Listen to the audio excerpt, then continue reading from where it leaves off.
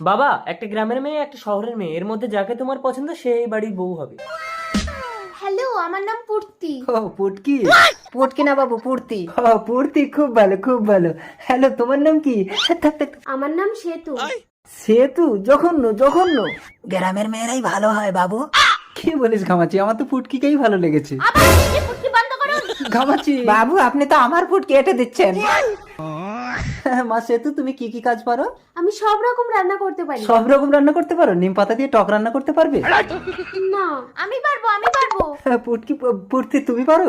আরে কি বলছো, নিম পাতা তো তেতো হয়, তুমি কি করে টক রান্না করবে? আরে তোমার বাবা তো বলেছে নিম পাতা দিয়ে টক করতে। আমি নিম পাতা তোমার বাবার হাতে ধরিয়ে দিয়ে টক রান্না করে দেবো। দেখেছিস ঘামাচি, শহরের মেয়ের কত বুদ্ধি।